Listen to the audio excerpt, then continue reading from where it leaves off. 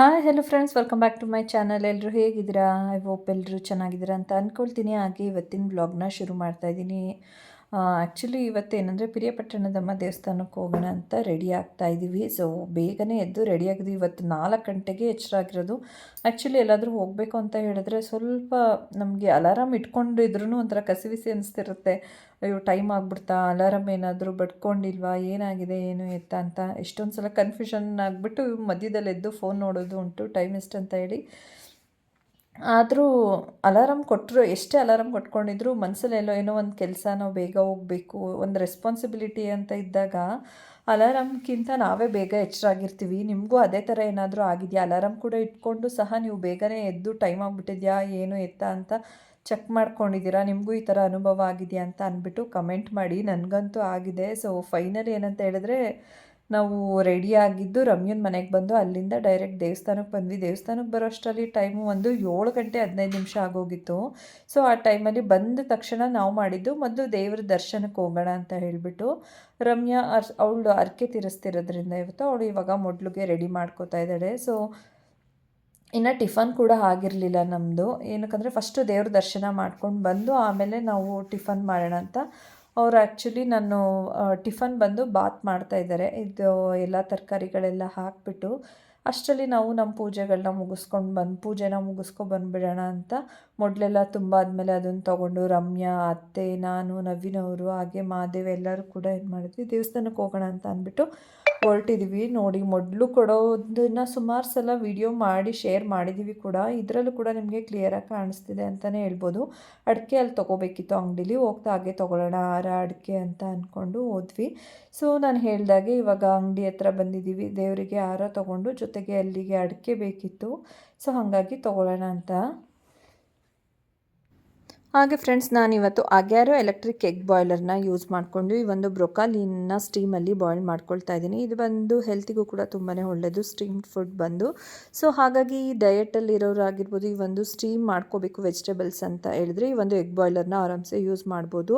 ಹಾಗೆ ಇದನ್ನು ಹೊರಗಡೆ ಕೂಡ ಆರಾಮ್ಸೆ ಕ್ಯಾರಿ ಮಾಡ್ಬೋದು. ಇದರಿಂದ ನನಗಂತೂ ತುಂಬಾ ಯೂಸ್ಫುಲ್ ಆಗ್ತಿದೆ. ಹಾಗೆ ನೀವು ಕೂಡ ಈ ಒಂದು ಪ್ರಾಡಕ್ಟ್ನ ಇಷ್ಟಪಟ್ಟಿದ್ರೆ, ನಿಮಗೆ ಬೇಕು ಅಂತ ಹೇಳಿದರೆ ಡಿಸ್ಕ್ರಿಪ್ಷನ್ನಲ್ಲಿ ಲಿಂಕ್ ಹಾಕಿರ್ತೀನಿ, ಹೋಗಿ ವಿಸಿಟ್ ಮಾಡಿ, ಬೈ ಮಾಡಿ. ಹಾಗೆ ನಾವು ದೇವಸ್ಥಾನದೊಳಗಡೆ ದೇವ್ರ ಎಲ್ಲಾದರೂ ಫೋಟೋ ತೊಗೋಬೇಕು ಅಂತ ಅಂದ್ಕೊಳ್ತಾ ಇದ್ವಿ. ಬಟ್ ಏನಂದರೆ ಅಲ್ಲಿ ಫೋಟೋಸ್ ಎಲ್ಲ ಅಲೋ ಇರಲಿಲ್ಲ. ನಾವು ಕ್ಯಾಮ್ರಾ ಇಟ್ಕೊಂಡ್ರೆ ದಯವಿಟ್ಟು ಕ್ಯಾಮ್ರಾ ಆಫ್ ಮಾಡಿ ಅಮ್ಮ, ಇಲ್ಲಿ ಅಲೋ ಇಲ್ಲ ಅಂತ ಹೇಳಿ. ಸೊ ಹಾಗಾಗಿ ಇನ್ನೆಲ್ಲಿ ಮಾಡೋದು ಅಂತ ಅಂದ್ಬಿಟ್ಟು ಹೋದ್ವಿ. ಫೈನಲಾಗಿ ಟಿಫನ್ ಮಾಡ್ತಾಯಿದ್ವಿ. ಅಷ್ಟರಲ್ಲಿ ಶಿವು ಅವರು ದೇವಸ್ಥಾನಕ್ಕೆ ಹೋಗಿದ್ದು, ಅವರು ಕೂಡ ಪೂಜೆ ಎಲ್ಲ ಮುಗಿಸ್ಕೊಂಡು ಬಂದರು. ನಮ್ಮದು ಟಿಫನ್ ಏನೋ ಮುಗಿಯೋಷ್ಟರಲ್ಲಿ ಅವರು ಕೂಡ ಟಿಫನ್ ಮಾಡೋದಕ್ಕೆ ಕೂತಿದ್ರು. ಶಿವು ಎಲ್ರಿಗೂ ಬಡಿಸ್ಕೊಡ್ತಾ ಇದ್ದ. ಆಮೇಲೆ ನಮ್ದು ಇನ್ನೇನೋ ಆಯ್ತಲ್ವ, ನಾವು ಬಡಿಸ್ಕೊಡ್ತೀವಿ ಅಂತ ಹೇಳಿದ್ವಿ. ಅದಾದಮೇಲೆ ಇವಾಗ ತಿಂಡಿ ಆದಮೇಲೆ ಸ್ವಲ್ಪ ಟೀ ಕುಡಿದ್ರೇ ಮಜಾ. ಸೊ ಹಂಗಾಗಿ ಟೀ ಮಾಡಿಕೊಡಿ ಅಂತ ಹೇಳ್ಬಿಟ್ಟು ಭಟ್ರು ಕೈಯಲ್ಲಿ ಕೇಳಿ ತಿಂಡಿ ಆದಮೇಲೆ ಸ್ವಲ್ಪ ಟೀ ಕುಡಿದ್ರೆ ಏನೋ ಒಂಥರ ರಿಲ್ಯಾಕ್ಸ್, ಏನೋ ಒಂಥರ ಫ್ರೆಶ್ ಅಂತ ಅನ್ನಿಸ್ತಾ ಇರುತ್ತೆ. ಈ ಥರ ಅನುಭವನೂ ಅಷ್ಟೇ ತುಂಬ ಜನಕ್ಕೆ ಆಗಿರುತ್ತೆ. ಆಮೇಲೆ ತುಂಬ ಜನಕ್ಕೆ ಅಭ್ಯಾಸ ಕೂಡ ಆಗಿಬಿಟ್ಟಿರುತ್ತೆ, ಟಿಫನ್ ಆದಮೇಲೆ ಒಂದು ಸ್ವಲ್ಪ ಟೀ ಕುಡಿದ್ರೇ ಸಮಾಧಾನ ಅಂತ. ನಿಮಗಂತೂ ನಾನು ಇದು ಒಂದು ವಿಡಿಯೋ ಅಲ್ಲ, ತುಂಬ ವಿಡಿಯೋದಲ್ಲಿ ಹೇಳ್ಬಿಟ್ಟಿದ್ದೀನಿ ಆಲ್ರೆಡಿ. ಟೀ ಅಂದರೆ ನಮ್ಮ ಫ್ಯಾಮಿಲಿಯವ್ರಿಗೆ ಇಷ್ಟ ಅಂತ ಅಂದ್ಬಿಟ್ಟು, ಅದರಲ್ಲಿ ನನಗೆ ಸಖತ್ ಇಷ್ಟ ಅಂದ್ಬಿಟ್ಟು ನಾನು ಕೂಡ. ಸೊ ಟಿಫನ್ ಆದಮೇಲೆ ಒಂದು ಸ್ವಲ್ಪ ಕುಡಿದ್ರೆ ಸಮಾಧಾನ. ಈಗ ಟಿಫನ್ ಎಲ್ಲ ಆದಮೇಲೆ ಸ್ವಲ್ಪ ಟೀ ಎಲ್ಲ ಕುಡಿದ್ಬಿಟ್ಟು ಟೈಮ್ ಪಾಸ್ ಮಾಡ್ತಾಯಿದ್ವಿ. ಟೈಮು ಎಲ್ಲರ ಜೊತೆ ಮಾತಾಡ್ತಾ ಹೇಗೆ ಹೋಯಿತು ಅನ್ನೋದೇ ಗೊತ್ತಾಗಲಿಲ್ಲ. ಫೈನಲಾಗಿ ಟೈಮ್ ಊಟದ ಸಮಯ ಆಗೋಯ್ತು. ಭಟ್ರು ಅಷ್ಟೇ ಎಷ್ಟು ಬೇಗ ಅಡುಗೆ ಮಾಡಿದರು ಅಂತ ನನಗೆ ಗೊತ್ತೇ ಆಗಲಿಲ್ಲ.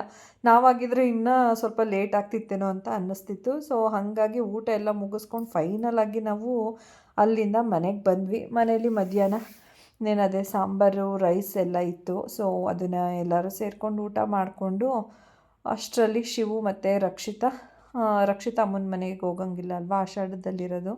ಸೊ ಹಂಗಾಗಿ ಈಗ ರಮ್ಯನ ಮನೇಲಿ ಸ್ವಲ್ಪ ಹೊತ್ತು ಟೈಮ್ ಸ್ಪೆಂಡ್ ಮಾಡಿಕೊಂಡು ಅವರು ಕೂಡ ನಾವು ಹೊರಡ್ತೀವಿ ಅಂತ ಅಂದ್ಬಿಟ್ಟು ಹೊರಡ್ತಾಯಿದ್ರು. ಹಾಗೆ ನಾವು ಬರ್ತಾ ದಾರಿ ಮಧ್ಯದಲ್ಲಿ ಹಲಸಿನ ಹಣ್ಣು ತೊಗೊಂಡಿದ್ವಿ. ಹಲಸಿನ ಹಣ್ಣು ಒಂದು ಕಡೆ ತೊಗೊಂಡಿದ್ದಂತೂ ನಿಜ ಸೀರಿಯಸ್ ಆಗಿ ಅಷ್ಟೊಂದು ಇಷ್ಟ ಆಗಿರಲಿಲ್ಲ. ಬಟ್ ಇನ್ನೊಂದು ಕಡೆ ತೊಗೊಂಡಿದ್ದು ತುಂಬಾ ಚೆನ್ನಾಗಿತ್ತು. ಹಾಗೆ ಅದನ್ನೇ ಡಿಸ್ಕಷನ್ ಮಾಡ್ತಾಯಿದ್ವಿ. ಆ್ಯಕ್ಚುಲಿ ರಮ್ಯಾ ಅವರು ನಾವು ಒಂದು ಕಾರಲ್ಲಿ, ಶಿವ ಅವರು ಇನ್ನೊಂದು ಕಾರಲ್ಲಿ ಬರ್ತಾಯಿದ್ರಲ್ವ, ಇಬ್ಬರು ಸೇಮ್ ಪ್ಲೇಸಲ್ಲಿ ತೊಗೊಂಡು ತಿನ್ಕೊಂಡು ಬರ್ತಾಯಿದ್ವಿ. ಅದೇ ಡಿಸ್ಕಷನ್ ಮಾಡ್ತಾಯಿದ್ವಿ, ಅಲ್ಲಿ ತುಂಬ ಚೆನ್ನಾಗಿತ್ತು, ಇಲ್ಲಿ ಚೆನ್ನಾಗಿರಲಿಲ್ಲ ಅಂತ. ಅಷ್ಟರಲ್ಲಿ ಇನ್ನೇನು ಹೊರಡೋ ಟೈಮ್ ಆಯ್ತಲ್ಲ ಅಂತ ಅಂದ್ಬಿಟ್ಟು ರಕ್ಷಿತಾ ಫೈನಲ್ಲಾಗಿ ಹೊರಡ್ತಾ ಇದ್ದಾಳೆ. ಅಲ್ಲೂ ನಾವು ಅವ್ರ ಕಾರಿಂದ ಪಾಸ್ ಆದಮೇಲೂ ನಮ್ಮ ಮಾತು ಮುಗಿತಿರ್ಲಿಲ್ಲ, ಸುಮಾರು ಹೊತ್ತು ಮಾತಾಡ್ತಾ ಇದ್ವಿ. ಹಾಗೆ ಅವ್ರು ಕೂಡ ಹೊರಟ್ರು. ಸ್ಕೂಲಿಗೆ ರಜೆ ಆಗ್ತಾ ಇರೋದು ಅಲ್ವಾ? ಏನಕ್ಕೆ ರಜೆ ಹಾಕಿದ್ಯಾ ಇವತ್ತು ಅಥರ್ವ ನೀನು? ಯಾಕಂದ್ರೆ ನಾನು ಸುಸ್ತಾಗೋಗ್ಬಿಟ್ಟಿನಿ ಅದಕ್ಕೆ ಇವತ್ತು ರೆಸ್ಟ್ ಮಾಡ್ಬೇಕಾ ನೀನು? ಫುಲ್ ಸುಸ್ತಾಗ್ಬಿಟ್ಟಿದ್ರೆ ಅಲ್ಲಿ ಅಡುಗೆ ಮಾಡಿದ್ದು ಮತ್ತೆ ಅದೆಲ್ಲ ಮ್ಯಾನೇಜ್ಮೆಂಟ್ ಅಥರ್ವ ಅವ್ರದ್ದೇ ಅಲ್ವಾ? ಫುಲ್ ಟಯರ್ಡ್ ಆಗ್ಬಿಟ್ಟಿದ್ದಾರೆ. ಹಾಗೆ ಅಥರ್ವ ಫುಲ್ ಟಯರ್ಡ್ ಆಗ್ಬಿಟ್ಟಿದ್ದಾನೆ. ಸೊ ಅದಕ್ಕೋಸ್ಕರ ಇವತ್ತು ಫುಲ್ ಅವನ್ನ ಸ್ಕೂಲಿಗೆ ಕಳಿಸ್ಬೇಕು ಅಂತ ಅಂದ್ಕೊಂಡಿದ್ದಿದ್ದು. ಬಟ್ ಅವನೇನಂತಂದರೆ ಫುಲ್ ನಂಗೆ ರೆಸ್ಟ್ ಬೇಕು, ಆಗ್ತಾ ಇಲ್ಲ, ನಾನು ಫುಲ್ಲು ಟಯರ್ಡ್ ಆಗ್ಬಿಟ್ಟಿದ್ದೀನಿ ಅಂತ. ಅದಕ್ಕೆ ಹೆಂಗೆ ರೆಸ್ಟ್ ಮಾಡ್ತಾ ಇದ್ದೀರಾ ಇವಾಗ? ಟಿ ವಿ ಹಾಕ್ಕೊಂಡು ಟಿ ವಿ ನೋಡಿಕೊಂಡು ಇವಾಗ ರೆಸ್ಟ್ ಮಾಡ್ತಾಯಿದ್ದಾರೆ ಅಥರ್ವ ಅವರು.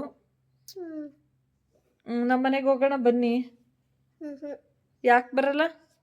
ಯಾಕಂದ್ರೆ ಅಲ್ಲೂ ಸುಸ್ತಾಗ್ಬಿಡ್ತಾರೆ. ನೋಡಿ, ನಮ್ಮ ಮನೆಗೆ ಬಂದರೂ ಇವನಿಗೆ ಸುಸ್ತಾಗ್ಬಿಡುತ್ತಂತೆ. ಲೇಖನ ಅವರೆಲ್ಲ ಇದ್ದರೆ ಅವನು ಬರೋದು. ಇವನು ಒಬ್ಬನೇ ಇದ್ದರೆ ಬಾ ನಮ್ಮ ಮನೆಗೆ ಹೋಗೋಣ ಅಂತ ಅಂದರೆ ಬರೋದಿಲ್ಲ. ಲೇಖನಕ್ಕಂದ್ರೆ ಇಷ್ಟ ಅಲ್ವಾ ಅವನಿಗೆ, ಅದಕ್ಕೋಸ್ಕರ ಲೇಖನ ಇದ್ದರೆ ನಾನು ದೊಡ್ಡಪ್ಪನ ಮನೆಗೆ ಹೋಗ್ತೀನಿ, ದೊಡ್ಡಮ್ಮ ಮನೆಗೆ ಹೋಗ್ತೀನಿ ಅಂತ ಬರ್ತಿರ್ತಾನೆ. ಇಲ್ಲ ಅಂತಂದರೆ ನಾವು ಎಷ್ಟೇ ಕರೆದ್ರೂ ಅವ್ನು ಬರಲ್ಲ. ಯಾವಾಗಲೂ ರೇರ್ ಅವನಿಗೆ. ತುಂಬ ಸೌಮ್ಯ ಮಮ್ಮಿ ನಾನು ನಿಮ್ಮ ಮನೆಗೆ ಬರ್ತೀನಿ ಅಂತ ಬರೋದವನು. ಫುಲ್ಲು ಬೇಗ ರಮ್ಯಾ ಹೊರಗಡೆ ಹೋಗಿದ್ಲು. ಸೊ ನಾವು ಹಂಗೇ, ನಾನು ಇಲ್ಲೇ ಸೈಟ್ ಹತ್ರ, ನಿಮಗೆ ಗೊತ್ತು ಕೆಲಸ ಎಲ್ಲ ಮಾಡ್ತಿದ್ದಾರಲ್ವ, ನಾವು ಹಂಗಾಗಿ ಇಲ್ಲೇ ಈಗ ಹತ್ರ ಅಮ್ಮನ ಮನೆಗೂ ಮತ್ತು ರಮ್ಯನ ಮನೆಗೂ. ಸೊ ಇವನು ಅಥರ್ವ ಇಲ್ಲಿಗೆ ಹೋಗೋಣ ಬಾ ಮಮ್ಮಿ ಅಂತ ಅಂದ್ಬಿಟ್ಟು ಕರ್ಕೊಂಡು ಬಂದ. ಸೊ ಅವನ ಜೊತೆ ನಾನು ಕುತ್ಕೊಂಡು ಒಂದು ಸ್ವಲ್ಪ ಟೈಮ್ ಸ್ಪೆಂಡ್ ಮಾಡ್ತಾಯಿದ್ವಿ. ಅಷ್ಟರಲ್ಲಿ ಚಿಂಟು ಏನೋ ವರ್ಕ್ ಇದೆ ಅಂದ್ಬಿಟ್ಟು ಅವಳು ಕೂಡ ವರ್ಕ್ ಮಾಡ್ಕೋತಾ ಇದ್ಲು. ಇಲ್ಲಿ ವೈಫೈ ಇದೆಯಲ್ಲ, ಅದಕ್ಕೋಸ್ಕರ ನನಗೆ ಲ್ಯಾಪ್ಟಾಪ್ ವರ್ಕ್ ಆಗುತ್ತೆ ಮಮ್ಮಿ ಅಂತ ಅಂದ್ಬಿಟ್ಟು, ಅಲ್ಲಿ ಸರಿಗೆ ನೆಟ್ವರ್ಕ್ ಸಿಗಲ್ಲ ಅಂತ ಅಂದ್ಕೊಂಡು. ಹಾಗಾಗಿ ನಾವು ಮೂವರು ಇಲ್ಲೇ ಟೈಮ್ ಸ್ಪೆಂಡ್ ಮಾಡ್ತಾಯಿದ್ವಿ. ಆ್ಯಕ್ಚುಲಿ ರಮ್ಯಾ ಇಲ್ಲ ಅಷ್ಟೇ, ಹೊರಗಡೆ ಹೋಗಿದ್ದಾಳೆ, ಬರ್ತಾಳೆ ಇನ್ನೊಂದು ಸ್ವಲ್ಪ ಹೊತ್ತು. ಹಾಗೆ ಫ್ರೆಂಡ್ಸ್, ಈ ಒಂದು ಪುಟ್ಟು ವ್ಲಾಗ್ನ ನಾನು ಇಲ್ಲಿಗೆ ಎಂಡ್ ಮಾಡ್ತಾ ಇದ್ದೀನಿ. ಈ ಒಂದು ವಿಡಿಯೋ ನಿಮ್ಗೆ ಇಷ್ಟ ಆಗಿದ್ರೆ ದಯವಿಟ್ಟು ಲೈಕ್ ಮಾಡೋದನ್ನು ಮರಿಬೇಡಿ. ಹಾಗೆ ಇನ್ನೂ ಯಾರಾದರೂ ನನ್ನ ಚಾನಲ್ಗೆ ಸಬ್ಸ್ಕ್ರೈಬ್ ಆಗದೆ ವೀಡಿಯೋಸ್ನ ನೋಡ್ತಾ ಇದ್ದರೆ ದಯವಿಟ್ಟು ಸಬ್ಸ್ಕ್ರೈಬ್ ಮಾಡ್ಕೊಳ್ಳೋದನ್ನು ಮರಿಬೇಡಿ. Thank you.